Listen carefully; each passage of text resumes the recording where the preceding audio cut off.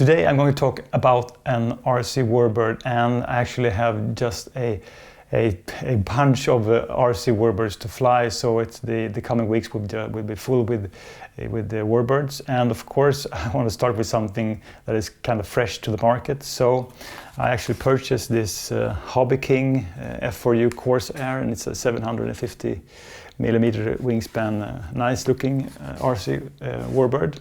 So without further ado, let's go out and do a maiden on this one. Time to maiden the Corsair, and I actually have a orange R620X receiver mounted, and I'm going to run this with my Spectrum DX8, which is my favorite and actually only Spectrum controller so far. So let's check the surfaces. Yeah, everything seems to be working, and let's taxi to the takeoff point. It's always nervous when you do a maiden, you never know what to expect. But I know the warbirds just have to grease the takeoff, so I'm taking it easy. Yeah, an uneventful takeoff really. I'm also running this on a 2-cell 1300 milliamp battery. So the spec calls for a 3-cell 800 milliamp battery, but I decided to do it with the 2-cell this time. So let's try and do a roll. Yeah. So all the surfaces seems to be working. I does actually feel like I have a lot of authority, so maybe I can tone them down on the next flight. But does actually work, this stabilizer also. I haven't actually flown any RC airplane with the orange and this kind of stabilizer. So it's a new experience to me at least. So let's try and do a loop. Kind of dirty, but it works.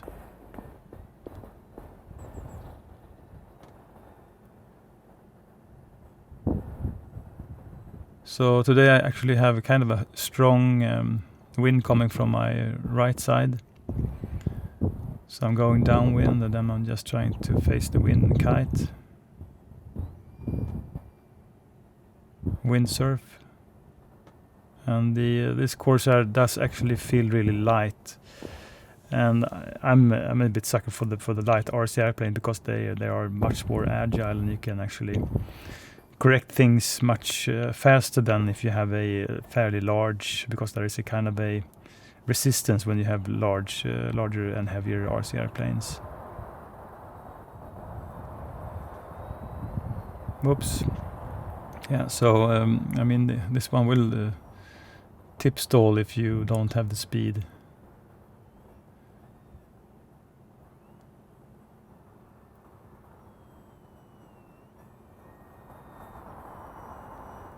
So nothing really fancy today, just to try it out and get a sense of how everything works and if it's set up in the right way. But I think everything seems to be working quite nicely. It is actually prone to these tip stalls in this kind of weather situation where they have the strong headwind. But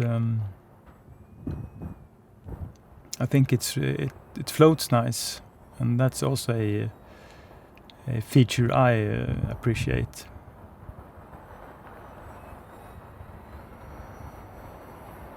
And frankly, it's not super fast on 2-cell. Whoops, that was a bad tip stall. So that what happens when you actually haven't got the speed, and it doesn't work with this plane at least.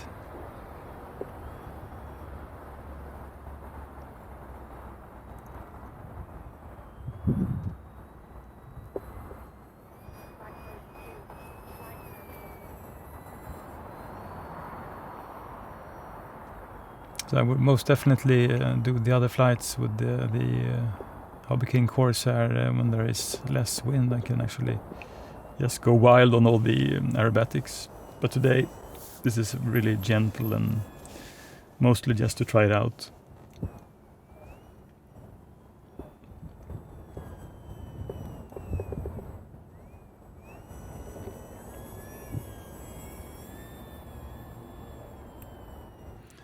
So far I have to say it's floaty, it's prone to tip stall if you can see it just one stall on you. So it floats, the surface seems to be working as they should, the center of the balance, the CG seems to be spot on actually. So I'm just trying to lose some altitude and go in for the landing. And I really don't know what to expect there, but I will try to keep up the speed. And let's see if I go doing this kind of a hot go down and flare. Yeah, but that was really nice for being a maiden flight. So I mean, because this is so light, I think it really helps. And I had very much authority on the elevator, so that was just perfect. And I think if you just look at this, I really like this inverted gull wing design and the three-bedded prop also. And as far as ground handling, I think the rudder and the tail wheel, which is kind of high up and separated from the fuse, is actually working really nice on the ground. I didn't experience any dragging in left to right direction, so the ground handling is actually super nice. So that was kind of a nice maiden of this Corsair from Hobbyking. And I mean, I have to say, it looks really nice. Of course, when you fly them, I don't think you actually can tell too many details because you are a bit far away. But when you just hold them and you have them in your hands and they are on the ground, I think they look just super nice. All of these warbirds. It was quite easy to assemble, just one screw to actually hold the main wing. You have to glue in the rear stabilizer and also the vertical fin. As you can see, there are no servo horns on the vertical fin because it's a really clever installation, because when you attach this from above, there's actually a metal hook that connects to the tail wheel, and the tail wheel in turn is connected to the servo. So it's a really nice, clean installation, and actually there are no I think all the plates for the servo horns on the top side, they are masked really nice, so there are no screws and anything. So I think this is a nice, good installation and just design of it. I did manage to actually scrape up some paint, so on the cowl there are some marks, and also on the wing tips. And I have flown it just once, and I haven't actually.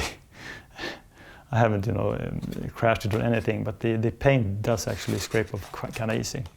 I did have one issue with this one, or actually two issues. First of all, it's not balanced out of the box, so I ended up adding 30 grams of weight right in front of the inner compartment as far as I could.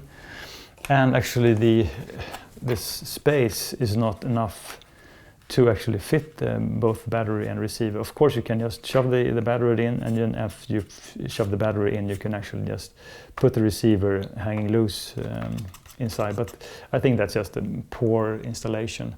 So what I ended up doing was actually I cut out some foam between the wing and the fuse, just next to the stabilizer, and I managed to fit a orange R620X receiver inside. So it makes for a really nice clean installation, and now I have all the top compartment just for the battery. So it was a nice solution. As this was the first batch of these Hobbyking Corsair, the stabilizer inside was actually set up the wrong way. So they provided you with a replacement stabilizer, and it was quite easy just to remove the old one and put the new one in. So I ended up having some hot glue and just a zip tie.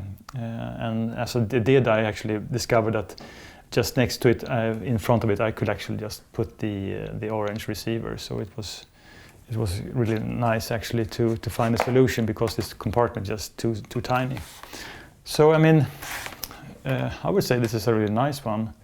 There are a few issues, of course, but I think with time I will just make some really nice aerobatics with it.